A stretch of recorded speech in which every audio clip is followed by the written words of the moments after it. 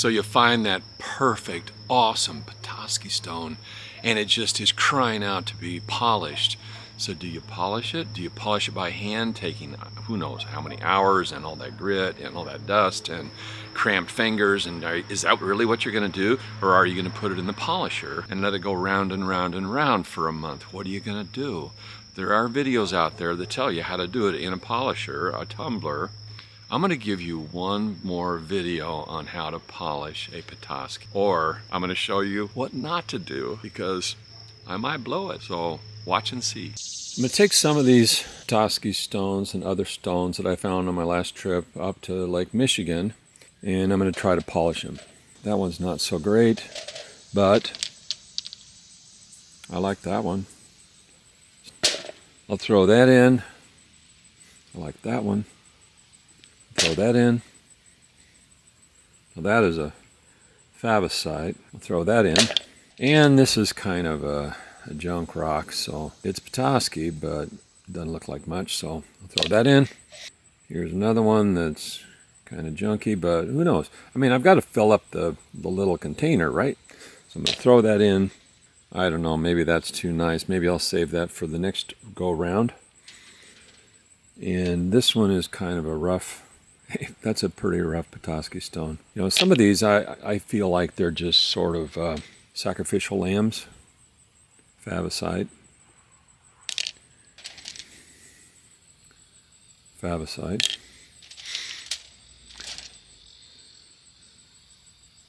Favosite.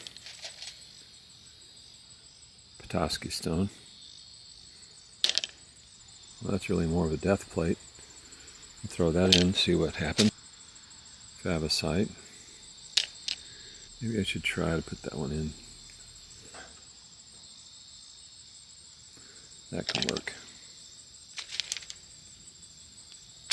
Alright, that's a Petoskey stone. Kind of a reddish one, so that might be interesting to see what that looks like polished up. Another piece of, well, there's some crinoid right there.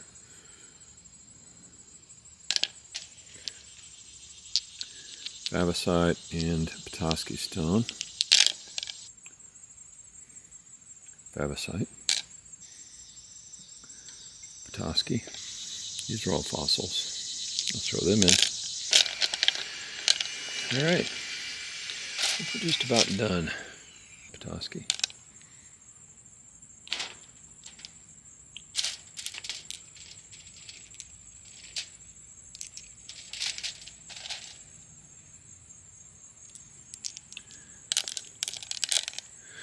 Alright, that ought to do it. Now, the next thing would be a tablespoon of this medium 220 grit. I don't want to grind away too much. We'll see how that works. Okay, these fossils have been tumbled now for 6 days. Maybe they should rest on the 7th day.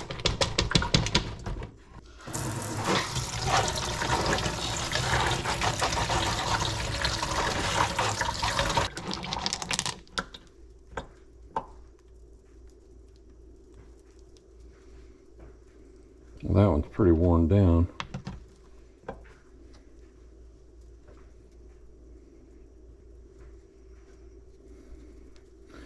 There's still some divots in that one.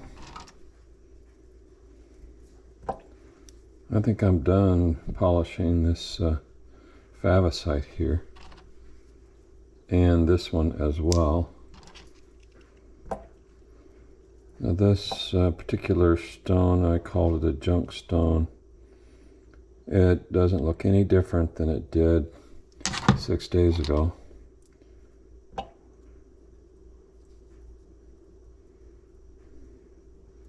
That was kind of nice right there.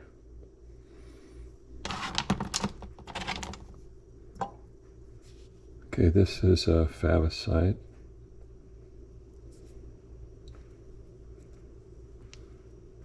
Got kind of a bad divot there, but other than that, it looks pretty good. I think it's time to move some of these along. Okay, this death plate is looking kind of sharp. I don't know what my finished product will be on that, but it might be nice. This particular Petoskey stone has a lot of indentations, but I think it's kind of cool. I think the texture is kind of neat. So I might just go ahead and move that along too.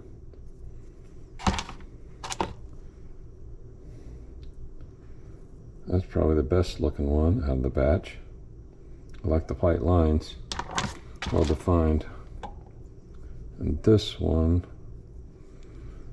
well, it's not fantastic, but it's looking better.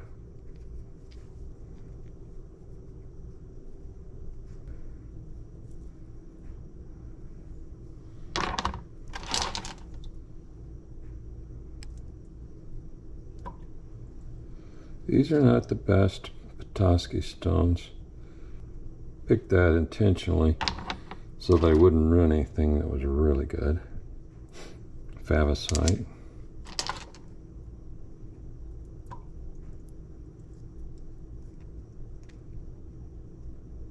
It's an interesting Petosky. Yellow one. I'm kind of pleased that these little ones haven't really worn down all that much.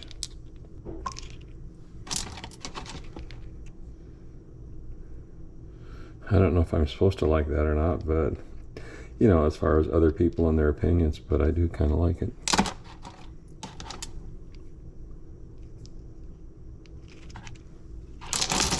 Well, I think these are going to go ahead and move on. See what the next stage does. All right, these fossils have been tumbling, spinning, turning, bumping into each other for a week in the 600 grit. That's the fine grit. Silicon carbide. Let's take a look at what that did. Here we go.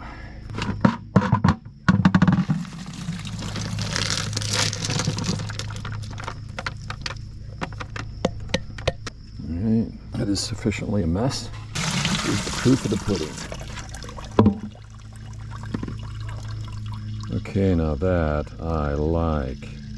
And you know what I like about it is, in some of these polished stones that you get, they're as smooth as glass. Well, this is smooth too, but it does have a little bit of the texture, which I think is really cool. I'm not talking about divots, I'm not talking about cavities, I'm talking about texture. So it's not just completely smooth across. That, my friends, is nice. Here's that little death plate. Here is another Petoskey. I didn't have much hope for that, but it's looking good. Another Petoskey. I would call that pretty complete. I mean, it's got the dark on there, but this is an experiment. This is what we do. We experiment. That's nice. I like that.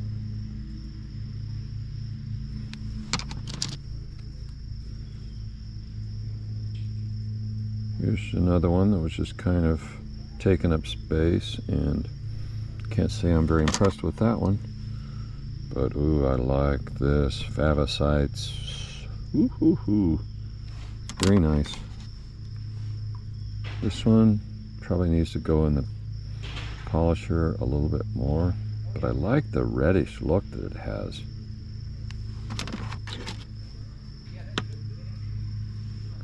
That's decent. I don't have the patience to sit and polish and polish. Okay, here's a real beauty. That's nice.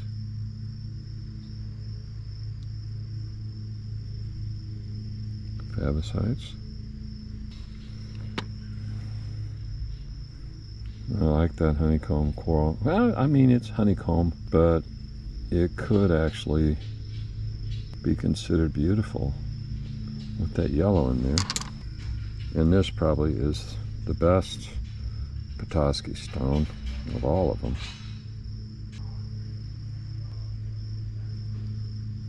Nice. That's a pretty little Petosky stone. That's about as perfect as they get. All right, what I'm going to do is I'm going to wash these, I'm going to let them dry, and then I'm going to take a really good look at whether they need to move on, whether they need to go back in the grit for a while. All right, now that it's time to move on to this next step, I'm using this KT hay cob. It's bird and small pet litter. So I'm guessing that it's made out of corn cobs, 99.9% dust free.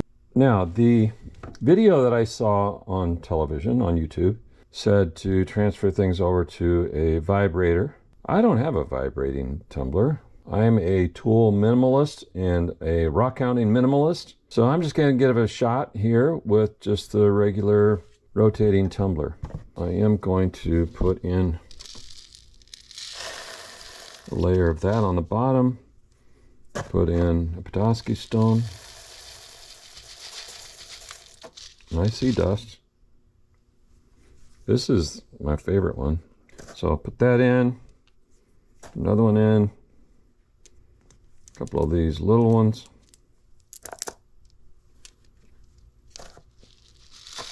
Another layer. Corn cob.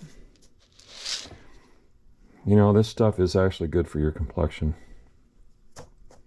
Absorbs all the oils. If you work in a corn cob processing plant, you won't have any face blemishes. That I know. I read an article about that in an area where the people that worked at the corn cob processing plant didn't have any facial blemishes. Kind of amazing. Now what I'm going to do is I'm going to put in some more of this 600 grit. It's not quite a full tablespoon, but all right, let's make it probably pretty close to a full tablespoon. So I've got the corn cobs. I've got this 600 grit. I'm just going to see what that does. I'm going to give it another week. Seems to me like maybe it could be smoothed off just a little bit more. And I'm just curious. So I'm just going to see what happens here. So originally what I was planning to do was put the polish on now, but instead I think I'm going to go another week with this corn cob and grit. Welcome to my laboratory.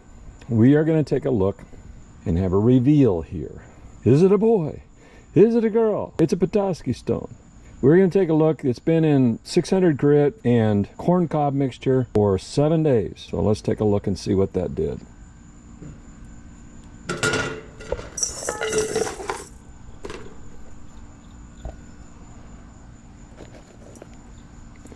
I can't see anything.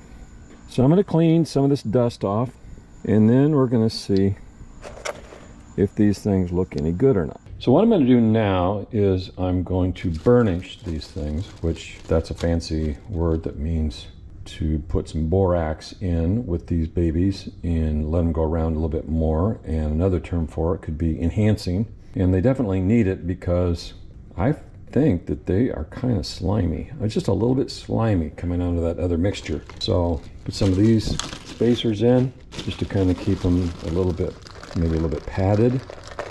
And then put the Petoskeys in.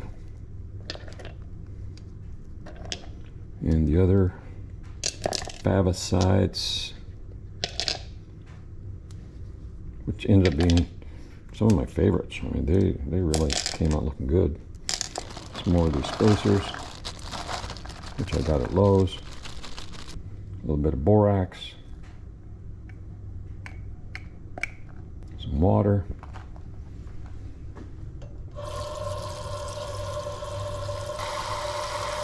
Here we go. And we'll put these in overnight and see what happens. Okay, these fossils have been bouncing around, which may have been a mistake, but it's an experiment.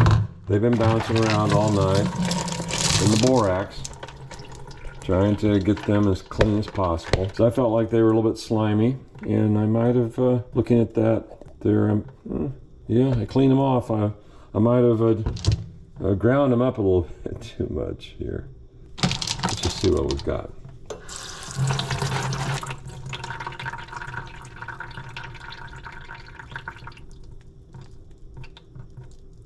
Huh. It's looking pretty good.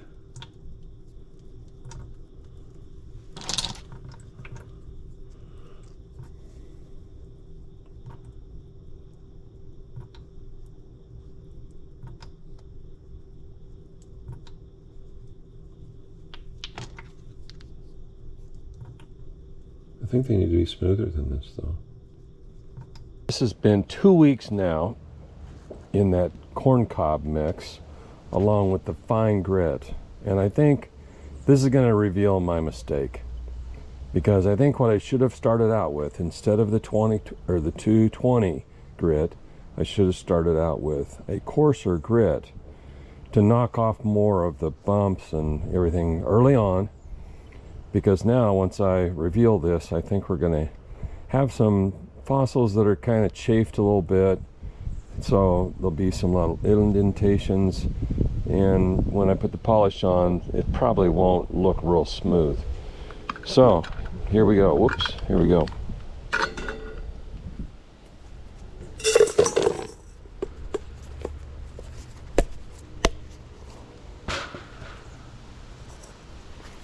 This one, as I've said before, is my favorite one.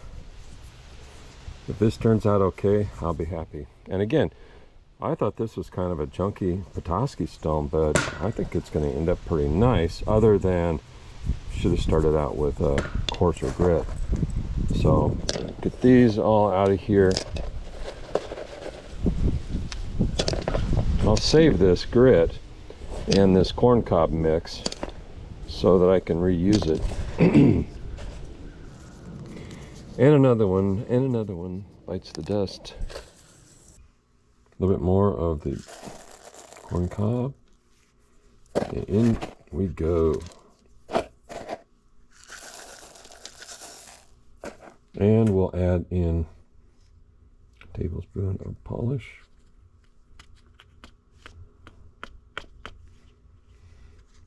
And we'll see what happens.